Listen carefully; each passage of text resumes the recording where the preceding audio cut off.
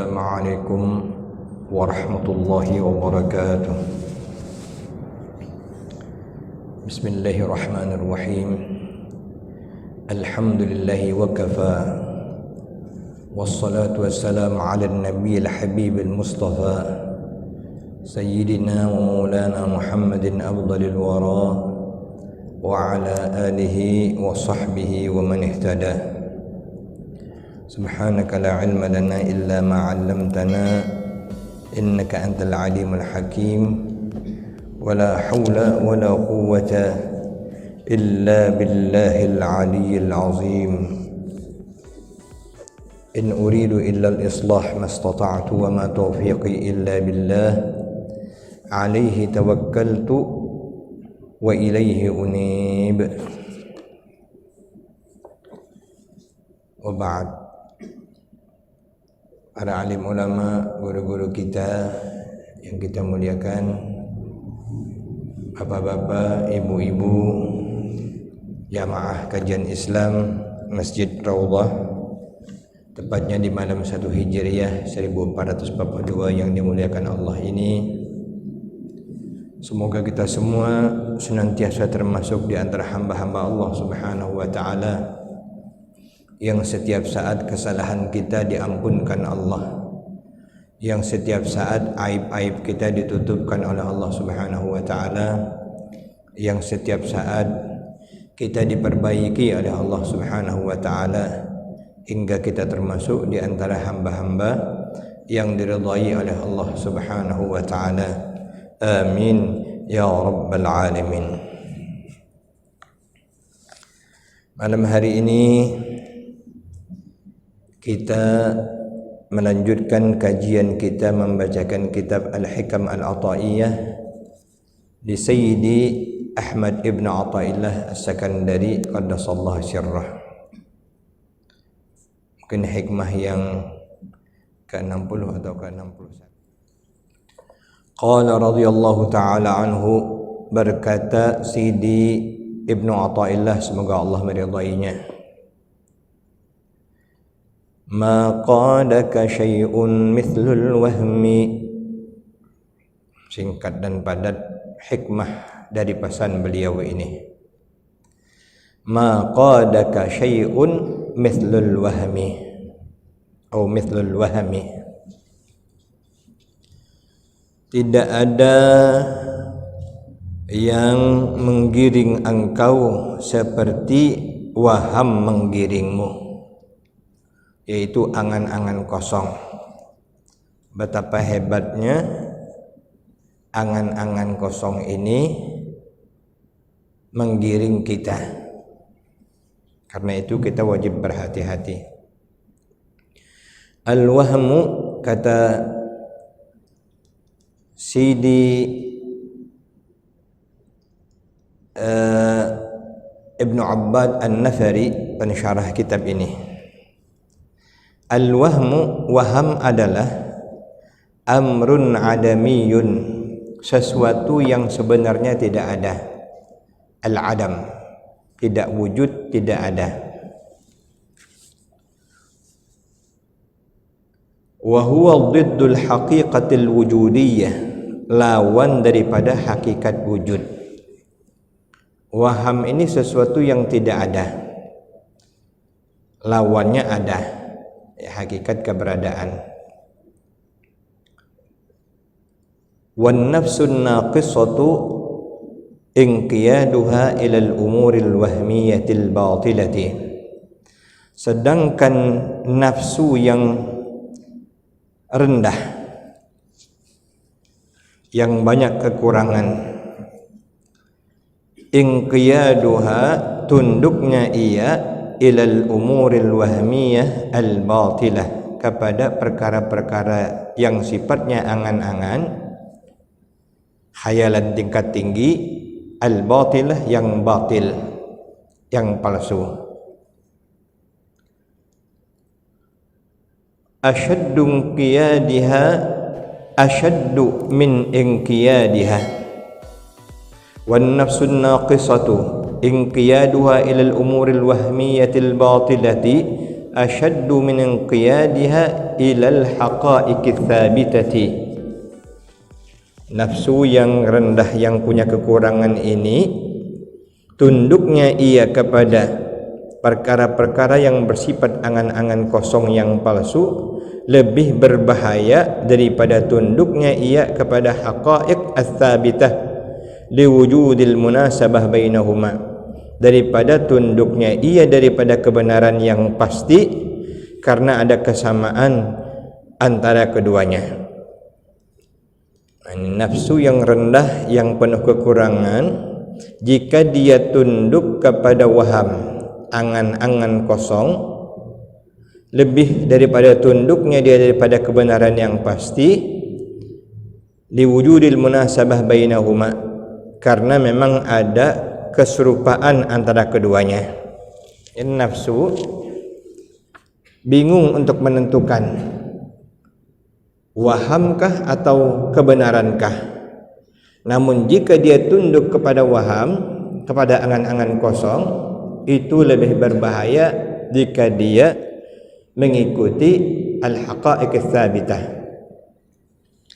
Saya ingat dulu perkataan Buya Hamka, mungkin kita juga ada yang masih ingat dengan bahasa Seloroh ini, dan mudah-mudahan tidak seperti itu maksudnya. Orang Belanda mati karena harta, orang Inggris mati karena pangkat, kata beliau. Orang Melayu mati karena angan-angan. Orang Belanda karena harta dia mati. Orang Inggris sibuk ngejar pangkat, akhirnya dia mati-matian. Orang Melayu lebih aneh lagi, dia mati hanya karena angan-angan kosongnya, ketinggian angan-angan, tidak dapat dicapai. Ini ternyata jiwa yang rendah, nafsu yang rendah itu, jika dia tunduk kepada perkara-perkara yang waham, yang batil, lebih berbahaya daripada dia tunduk atau ikut kepada haqa'iq ats-tsabitah, kepastian-kepastian yang ada. Tapi jangan kita marah ucapan Buya Hamka tadi, sindiran.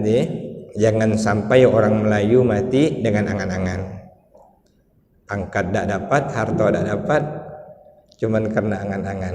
Na'udzubillah. Wat-tama'u, menyambung perkara yang atau pembicaraan minggu yang lalu, di mana Sidi Ahmad Ibnu Athaillah mengatakan bahwa induk-induk kerusakan diri itu, kehinaan diri itu dasarnya, akarnya adalah ketamaan.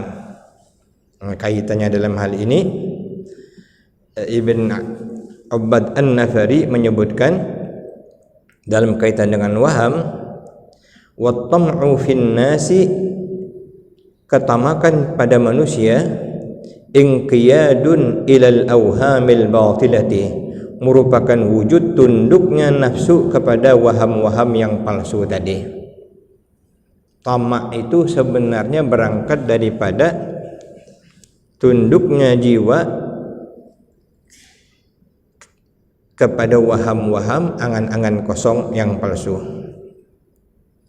Li'anna at-tam'a tasdiqun lizzannil kadhibi, karena tamak itu sendiri merupakan pembenaran az-zannil kadhib, dugaan yang palsu atau yang bohong.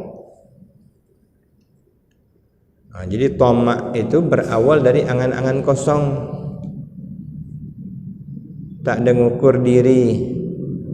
Bahasa Melayunya besak-pasak daripada tiang, khayalan ketinggian. Akibatnya disitulah menimbulkan ketamaan.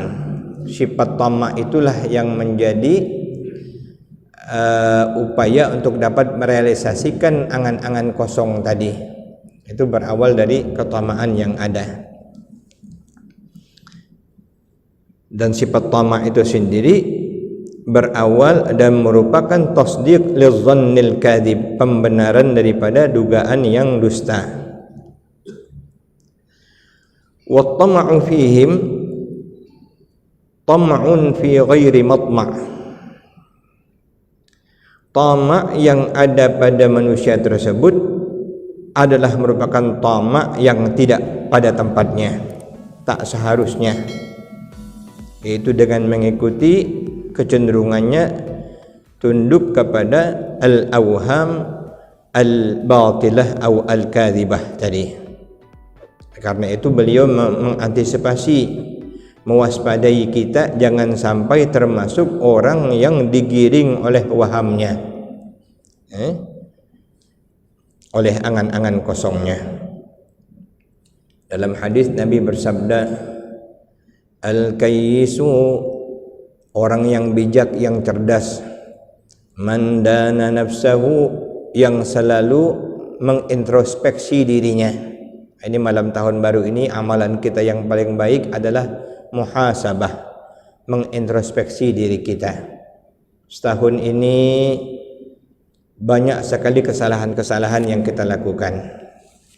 Jangankan 1 tahun, 1 hari dari mulai kita bangun tidur sampai sekarang banyak kesalahan, banyak kelalaian, banyak kealfaan, banyak kemalasan, banyak membuang-buang waktu. Itu kita bertobat kepada Allah Subhanahu wa ta'ala.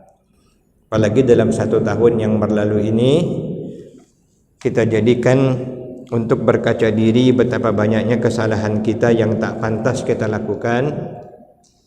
Kita berharap dan memohon kepada Allah menolong kita agar kita tidak lagi melakukannya pada tahun yang akan datang.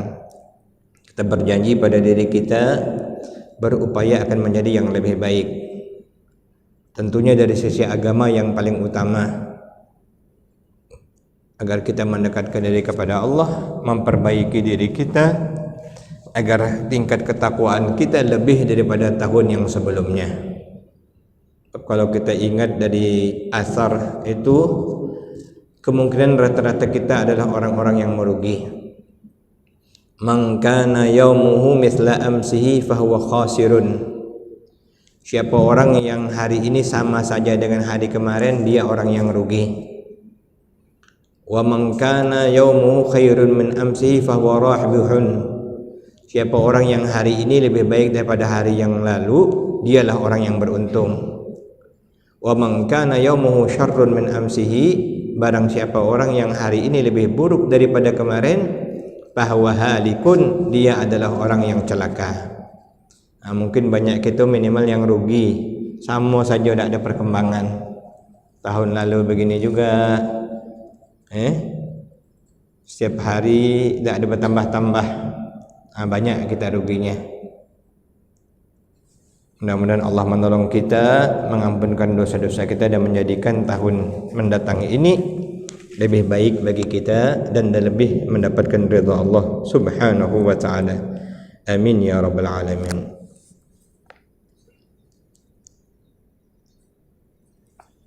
Jadi tamak yang ada dengan ungkapan yang tadi disebutkan, banyak angan-angan itu. Orang yang cerdas, kata Nabi, man dana nafsahu, yang memuhasabah dirinya, wa amila lima ba'dal maut, dan beramal mempersiapkan dirinya untuk menghadapi apa yang terjadi setelah kematian.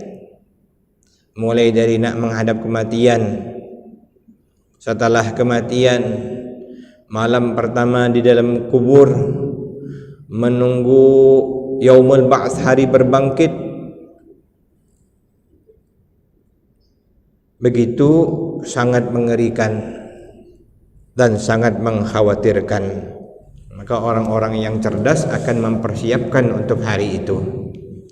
Sebaliknya orang-orang yang bodoh, orang-orang yang terjerat dengan awham, angan-angan kosongnya tadi, wal jahilu manittaba'a hawahu, yaitu orang-orang yang selalu mengikuti hawa nafsunya.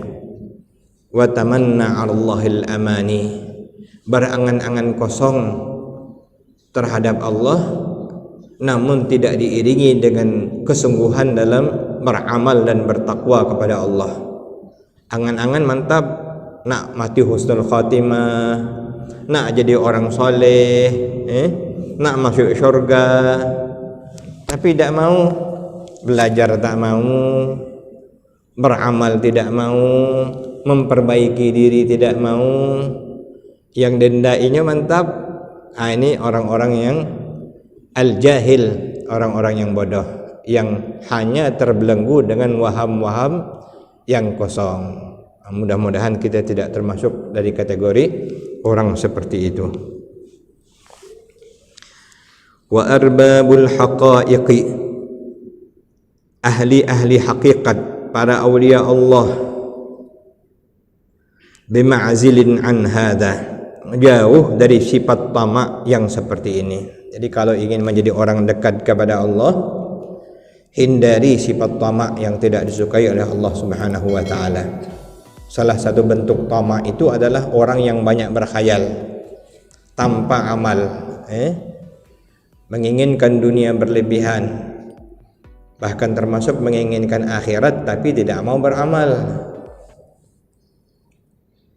Para awliya Allah arbabul haqaiq, arbabun ini jamak daripada rabbun, yang mengatur, tuan, penjaga, pemelihara. Istri bahasa Arabnya rabbatul bait, yang mengatur rumah. Ada dari kata rabba, mendidik. Allah Rabbul Alamin. Jika dipakai kata yang sama, arbabun sinonim dari kata ashabun, sahabat atau pemilik-pemilik, ashab. Bima'azilin an hadha, tak mungkin atau tidak memiliki sifat seperti tamak yang tercela, terbelenggu oleh waham-waham yang batil ini. Fala tata'allaqu himamuhum, cita-cita mereka tidak bergantung illa billahi, kecuali dengan Allah. Mereka itu yang mereka inginkan hanya Allah. Allah Allahu Allah Allahu Allah Allahu Allah Allahu Allah Allahu Allah Allahu Allah Allahu Allah Allahu. Selalu Allah. Jadi ukurannya selalu ridha Allah. Melakukan sesuatu ukurannya adalah karena Allah. Itu orang-orang yang arbabul haqaiq. Himmah mereka, cita-cita mereka tergantung hanya kepada Allah Subhanahu wa ta'ala. Yang mereka cari ridha Allah.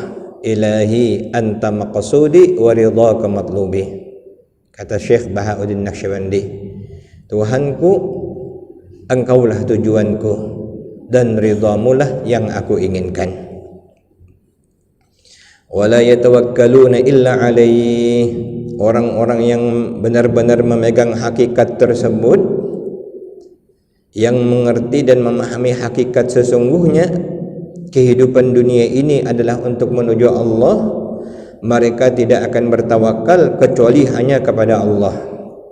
Wala yatawakkaluna illa alaih wala yathiquna illa bih, tidak akan mempercayai kecuali hanya mempercayai Allah. Mengadu hanya kepada Allah, curhat hanya kepada Allah. Tak usah kita curhat kepada makhluk, mengecewakan kita. Kalau sekedar minta tolong manusiawi okey, tapi jangan sampai curhat berlebihan berulang-ulang, bukan malah memberikan kesejukan, bahkan mengecewakan kita. Dalam sebuah hadis Nabi SAW bersabda, jangan kau minta kepada pintu-pintu yang tertutup, mintalah kepada pintu yang selalu terbuka, yaitu pintunya Allah Subhanahu wa ta'ala. Qad saqata i'tibarul awhami wal khayalati allati hiya muta'alliqatun bil aghyari an qulubihim. Orang-orang ahli hakikat itu tidak ada lagi, sudah hilang, sudah gugur perhatian terhadap auham wal khayalat. Khayal-khayal kosong tu dah ada. Allati hiya muta'alliqatun bil aghyar, yang tergantung dengan dunia. Hayalan-hayalan kosong ni, ketamakan-tamakan kosong ini bergantung kepada selain Allah. Al-aghyar, kepada makhluk. An qulubihim, tidak ada lagi di hati mereka. Jadi kalau ingin menjadi orang yang dekat dengan Allah, di hati kita tidak ada lagi ketundukan kepada al-awhamul batilah, al-khayalat. Tak ada lagi khayal-khayal yang tak ada berguna itu. Jelas-jelas awak tak bisa jadi presiden, menghayal nak jadi presiden misalnya. Jalurnya tak ada, sekolah tidak, keahlian tidak ada, tapi aku nak jadi presiden, itu menghayal. Tak usah. Yang ditinggikan cita-cita kita kepada Allah, ingin menjadi kekasih Allah, ingin diridai Allah, ingin jadi ahli syurga. Itu yang penting. Jangan sampai ukuran dunia itu yang merongrong kita. Fazala anhumut tama', orang-orang hakikat, para kekasih-kekasih Allah itu telah hilang di hati mereka sifat tama'. Jadi kalau ingin menjadi kekasih Allah, tama' ini tidak ada lagi di hati. Macam kita ni masih ada lagi, belum bisa lagi kita ya, masih hendak punya orang, masih kita hendaki, masih timbul iri hati dengan orang lain, masih dengki dengan orang lain. Kadang-kadang yang didengkinya abangnya dewek, melihat abang lebih maju dia dengki. Ada juga bahkan dengan ustadznya dewek, ustadz tu enaknya katanya kan, dengki pula dengan ustadznya dia dah ya. Awak teruk-teruk dia enak-enak baik katanya. Ini tidak, sesuatu yang keliru. Ingin menjadi kekasih Allah, hilangkan sifat tamak di hati kita. Tentunya dengan belajar banyak berzikir kepada Allah, mujalasatus salihin, berkumpul dengan orang-orang saleh. Kalau kita tak mau berkawan dengan orang-orang saleh, maka kawan-kawan kita adalah syaitan, orang-orang jahat akan mengelilingi kita. Maka berupayalah mujalasatus salihin. Carilah teman-teman, rekan-rekan yang saleh yang mengajak kita ke jalan Allah Subhanahu wa taala. Wattasafu bisifatil qanaati. Arbabul haqaiq, orang-orang pemilik hakikat itu mereka berkarakter bersifat sifat qanaah. Mereka bersyukur kepada Allah dan puas dengan apa yang Allah berikan kepada mereka, menerima dengan ikhlas apa yang telah Allah berikan kepada mereka, syukur. Ini qanaah. Sebenarnya kaya itu qanaah. Kata Imam Syafi'i dalam Diwan Syafi'i, idza ma kunta dha qalbin qanu'in, kalau engkau memiliki hati yang qanaah, fa anta wa malikud dunya sawa'u, engkau dengan orang hebat yang ada di dunia ini, dengan raja, dengan presiden sama. Kalau engkau memiliki hati yang qanaah, jiwa yang qanaah. Sayangnya kita ini tidak ada qanaah, tidak ada syukur dengan apa yang kita punya. Mandang ke atas terus, tidak mau mandang ke bawah. Akibatnya tidak pernah puas, punya lebih dikit, tidak ada apa-apanya punya orang tu itu. Kita ni baru ini, ke tetangga sebelah ini, yang didengki dari sisi dunia, dari sisi harta, dari sisi jabatan, itu dengki yang dilarang, iri hati yang dilarang. Tapi kalau iri hati untuk akhirat bagus, al-ghibtah namanya. Ingin dekat dengan orang taat, aku tak mau kalah, aku nak jadi lebih taat, itu bagus. Dengan orang rajin untuk ilmu, aku nak untuk ilmu juga, itu bagus. Dengan orang rajin ke masjid, awalnya tak enak, tak apa-apa, tapi menjadikan kita termotivasi untuk rajin ke masjid, itu ghibtah namanya. Bahkan sesuatu yang dianjurkan untuk ghibtah, antara lain orang yang punya harta dan suka menginfakkannya, rajin baca Al-Quran. Jadi, itu wajib kita iri hati agar kita dapat melakukan apa yang mereka lakukan. Itu ghibtah. Itu bagus. Dalam hal agama kita dianjurkan untuk ghibtah, iri hati yang positif. Tapi nengok-nengok jugalah keadaan. Enak nian ustaz tu, imam tu, kalau dia solat nak di sop yang pertama di dekat imam nian, aku tak mau kalah lah. Sudahlah tak bersongkok, dia tegak belakang imam pula. Imam salam dia lah tegak duluan balik. Jadi, itu sesuatu yang keliru. Tempatkanlah sesuatu pada tempatnya juga. Pilih yang sop pertama bagus.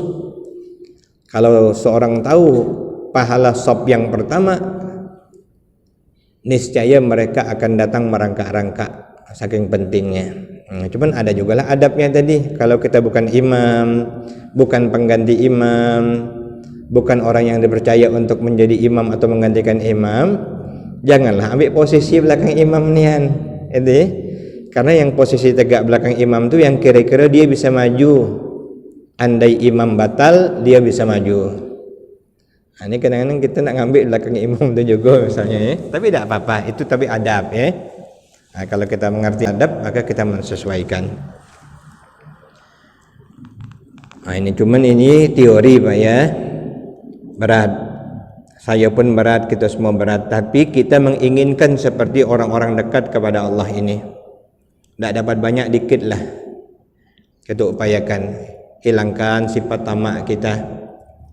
Biasanya kita cepat cemburu, tengok punya orang itu hilangkan pelan-pelan. Kapan perlu bersyukur, macam Sayyidina Abu Bakar Siddiq. Makanya derajatnya tinggi di sisi Allah. Dengar orang diampunkan Allah, dia yang bersyukur duluan, sujud syukur. Tengok tetangga dapat rezeki, dia yang alhamdulillah bersyukur dia. Kita kan tak tengok orang maju, kita yang kadang-kadang sedih. Nengok orang melarat kita senang. Kata Pak Luhut SMS, senang melihat orang sedih, sedih melihat orang senang. Itu penyakit ini, harus dibuang dari hati kita. Kalau tidak, kita belum dapat termasuk di antara orang-orang yang disebut arbabul haqaiq, orang-orang yang mengerti hakikat daripada keberadaannya selama di dunia ini. Mudah-mudahan Allah menolong kita. Tapi tidak mudah. Nak qanaah itu kan tidak mudah. Syukur dengan Allah apa yang ada, tidak pernah ngeluh, tidak pernah keluar dari lisan kita. Payahnya nih hidup aku kok. Bini dengan laki tak pernah ngurutu. Dari dulu sampai sekarang abang ni tidak pernah belikan aku emas. Jangan deh, tidak boleh. Itu dilarang dan tidak disukai oleh Allah dan Rasulnya. Zaman Nabi dulu ada orang yang dikumpulkan Nabi, suruh Nabi bertobat. Kenapa? Karena pernah menyebutkan laki aku ini tak pernah baik. Lam ara khairan minka qat. Selama aku kawin dengan kau, tak ada yang hebat tak kau bagi dengan aku tak, katanya. Punya bapak akulah. Itu naudzubillah ya, naudzubillah. Kufranul ashir, tak bersyukur dengan suami. Itu dilaknat oleh Allah Subhanahu wa ta'ala. Macam manapun, walaupun dikit, walaupun suatu hari mungkin kita lebih sukses, lebih kaya, bagaimanapun peran suami tetap ada pada diri kita. Jangan kita lupakan. Tetaplah kita berterima kasih dan tidak mengeluarkan ungkapan-ungkapan yang menyakiti. Menghilangkan sifat tamak, karena tamak ini seperti pada hikmah yang sebelumnya, dia adalah ibarat kata pohon yang ranting-rantingnya nanti kehinaan, timbul bercabang dari tamak tu, iri hati, dengki, benci, dendam, semuanya dari tamak itu. Makanya harus berupaya kita mengalahkannya. Termasuk nanti sifat tamak ini salah satu wujudnya kikir, pelit, medit. Yang lebih dahsyat lagi, ada orang bukan medit dengan orang lain, dengan diri dia dewek pun medit juga. Tahan tak makan, tahan tak minum. Ngapa Pak? Sayang duit katanya, duit banyak. Itu banyak orangnya. Dia mampu beli kendaraan walaupun motor misalnya, tahan dia jalan kaki, main motor padek, duit banyak, enggak mau. Sayang duit, enak aku simpan katanya. Maditnya keterlaluan. Kikir. Kikir ini siapa yang dibuangkan Allah dari dirinya, itulah orang yang beruntung. Wa may yuqa syuhha nafsihi fa ulaika humul muflihun dalam surat Al-Hasyr. Sudahlah kikir harta, kikir tenaga, kikir doa, kikir perhatian, tidak ada langsung yang nak disumbangkannya. Padahal kalau tidak bisa nolong dengan harta, dengan tenaga, tidak bisa dengan tenaga, dengan perhatian, ikut memikirkan, minimal betul dengan doa. Ini kalau keempat-empatnya tidak doa, itu memang kikir asli namanya ya. Bahasa Melayunya kedekut. Kedekut. Bahasa kami dengan Pak Khairul pamalar. Bahasa tungkal. Mudah-mudahan Allah jauhkan kita. Itu sifat tamak. Kalau dibuang sifat tamak, sifat kikir tidak ada. Kalaupun ada bukan kikir tapi mengatur, itu orang yang muflih, yang beruntung. Wa may yuqa syuhha nafsihi fa ulaika humul muflihun. Makanya salah satu pahala yang paling besar, ada orang yang ingin niat berinfak, saat ingin berinfak itu timbul rasa beratnya ya, karena aku perlu duit nih, tapi tetap diinfakkannya juga, itu pahalanya luar biasa ya, digandakan oleh Allah Subhanahu wa ta'ala. Berinfak saat timbul rasa pelit itu bagus. Nah, kalau saat baik datang itu biasa, alhamdulillah. Tapi kalau saat pelit datang itu lawan. Langok orang pengemis datang, kesal hati kita. Sorry biar aku nak bagi dia. Ketika timbul saat itu lawan, bagi walaupun dikit, walaupun 1000. Itu bagus gitu ya, dapat pahala yang luar biasa. Wal wara'i. Jadi orang-orang arbabul haqaiq itu karakter mereka adalah bersifat qanaah dan wara'. Wara' ini sudah kita terangkan dulu, sekurang-kurangnya menjauhkan yang diharamkan oleh Allah Subhanahu wa ta'ala. Makna wara' itu makna yang paling sederhana. Ittaqa'al maharim, segala yang diharamkan oleh Allah tidak dilakukan. Termasuk sampai pada tahap nanti tidak berlebih-lebihan. Walaupun boleh karena takut menjadi salah, maka tidak dipakai. Boleh makan 3 piring, tapi kalau makan 3 piring membuat kita jadi tak mau sholat, ngantuk, itu kita tinggalkan. Itu wara'. Yang boleh pun dibatasi demi menjaga agar kita selalu berada pada kondisi yang diridhai oleh Allah, dijauhkan daripada hal-hal yang dilarang oleh Allah Subhanahu wa ta'ala. Demikianlah yang kita bacakan pada malam hari ini.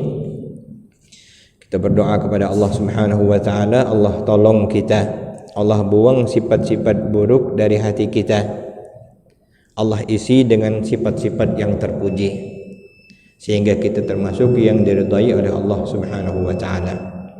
Mari sama-sama kita bermunajat agar terus diberikan keselamatan, kebahagiaan, perlindungan dari Allah Subhanahu wa ta'ala, sehingga kita menjadi orang yang selamat di dunia wal akhirah.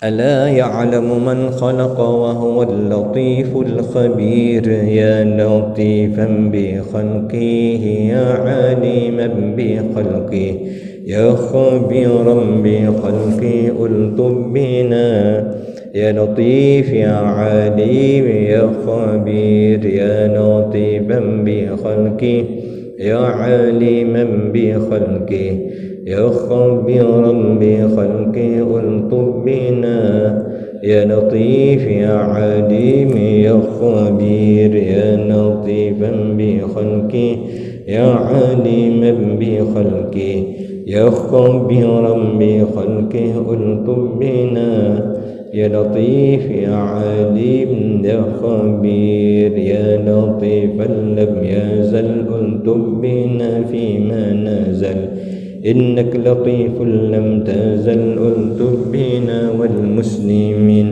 يا لطيفا لم يزل ألطف بنا فيما نزل إنك لطيف لم تزل ألطف بنا والمسلمين يا لطيفا لم يزل ألطف بنا فيما نزل إنك لطيف لم تزل ألطف بنا والمسلمين آمين يا الله يا رب العالمين. بسم الله الرحمن الرحيم الحمد لله رب العالمين.